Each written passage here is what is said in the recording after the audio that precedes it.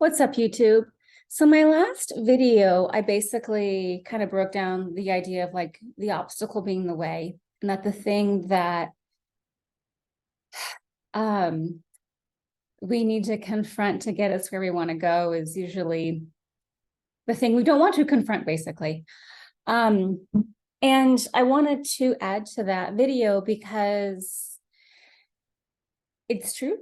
And when it comes to making change, oftentimes, like the second that we decide to create that change is the second that chaos will ensue and we'll get everything we don't want. And this is oftentimes why people don't follow through because they confuse the process for the outcome.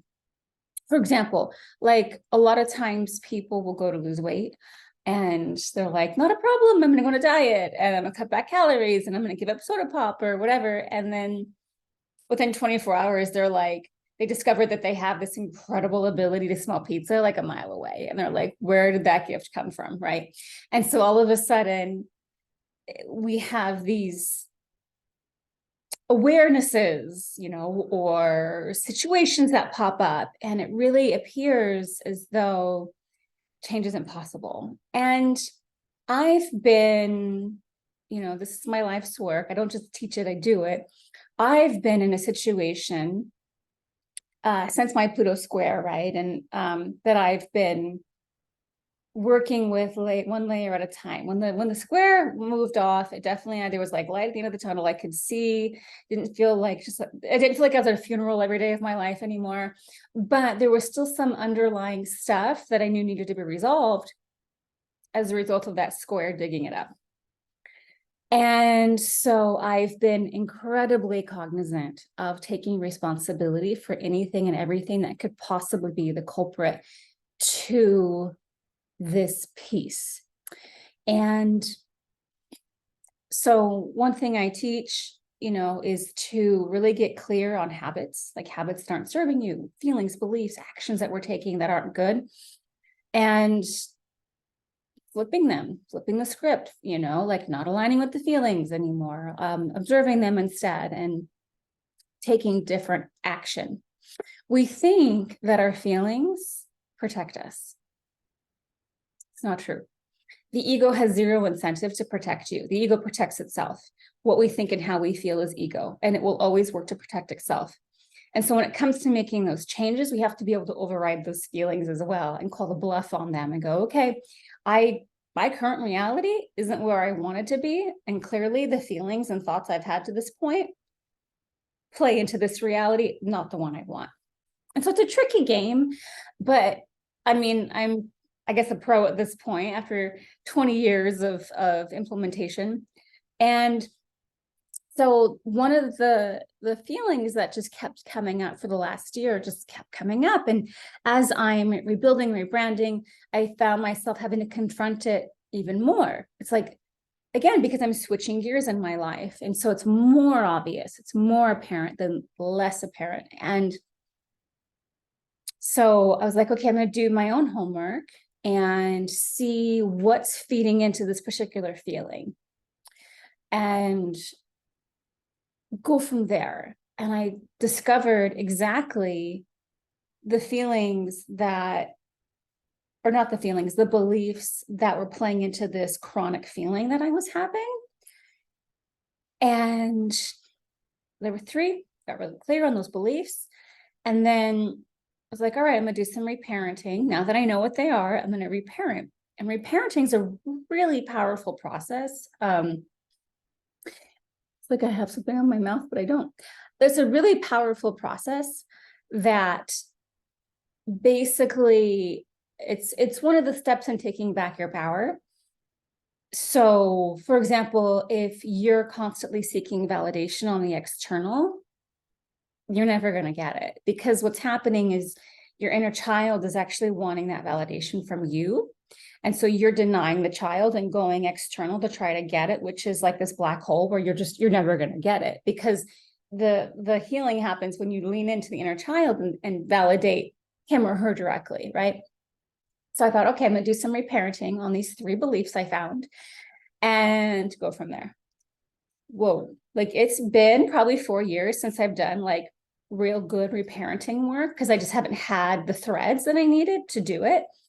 And like clockwork, oh my gosh, like clockwork, 4 hours later, like I did the 15-minute reparenting exercise and I felt really tired afterwards. I was like, damn, like I've been having a really amazing day. And then I go in to do this exercise and now I'm just fatigued. And I thought, all right, well, we'll see what happens. And 4 hours later, this feeling kept bubbling up. And so I was like, okay, does it have something to say? Do I need to know something? And I wasn't getting any messages. And then maybe 20 minutes later, it came up even stronger. And I was afraid to feel it because I didn't want to go into any old addictive patterns. But something about it felt different. So I just allowed myself to submerge into it. And the words that came out were words I've never experienced before. The feeling that came up was one I've never had. I have no relationship to this feeling. And I couldn't stop sobbing for like 2 hours. And I was just so mind blown because I was like, wow, like that's what was on the other side of my defense mechanism. When I did the reparenting, I diffused and dissolved the defense mechanism. I have been reacting and living and projecting as a result of this defense mechanism my entire life. And I just went and like cleared the wall down. And on the other side was this other emotional experience that my inner child has been stuck in for 40 years. I was like, oh my gosh, I can't believe that. And so anyway, I am just so elated that I had the experience. And so I just wanted to like kind of share this with you because I feel like oftentimes when we start digging and pulling at situations, it's scary, it's uncomfortable, and it's like, well, what's going to be on the other side, right? And when we create these changes, the only thing we're ever really confronting is one, something that doesn't serve us anymore, and two, a lie. So we're never confronting this belief that we're amazing and lovable and going, no, we're not, right? Like we're actually undoing the bullshit. We're never replacing with something that's painful. We are always replacing with light and love and something that's more to our benefit moving forward. And I wanted to share this story because first of all, I'm just so excited. This is a piece of myself that I've literally been trying to get on the other side of like for 20 years.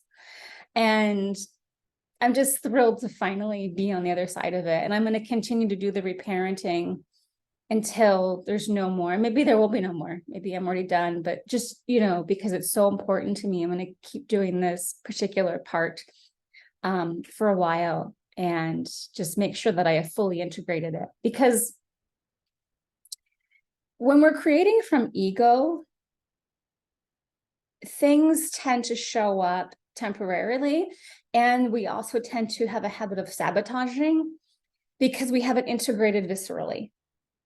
So when we integrate viscerally, physiologically in the cellular system of our body, when we integrate from that level, then we're not bound by this boomerang effect that happens when we project from the ego, because it's really easy to say, oh, I want this amazing loving relationship, for example.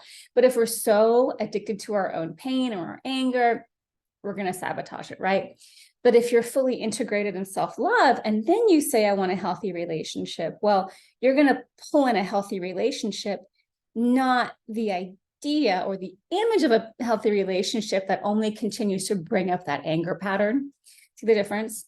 So that's why it's really critical when you're making bigger changes to like get to the core, get really deep, and to integrate or reintegrate the parts of ourselves that didn't feel congruent before, because then our manifesting power and our creative power just gets amplified. So anyway, I wanted to share that. I am just in a great space. And also I am I'm going to do like a 10-week Take Back Your Power program this June, and all the elements. So power struggles, not using your voice, not being authentic, how to unpack. It's a big one. Like, we find ourselves in conversations where we feel like we just got dumped on in an odd way, and we don't know how to unpack that. So how to show up and be in a space where we're honoring ourselves at all times, unpacking our own crap, unpacking other people's crap, using our voice, being authentic, and not feeling drained or invalidated or whatever it is that you're struggling with in terms of your personal power. We're going to cover those elements because there's a lot of ways people leak power, So if you're interested, feel free to email me, and we'll talk more about it. I'd love to have you. It's not, I don't think it's expensive. I'm charging a pretty nominal amount just for these 10 weeks, just so that way people can get a taste of it. And it's a group event. So once a week we'll meet as a group, and then you'll have homework and you'll get to dissect into yourself a little bit more. So if you're interested, like I said, let me know. Otherwise, everyone have an amazing week.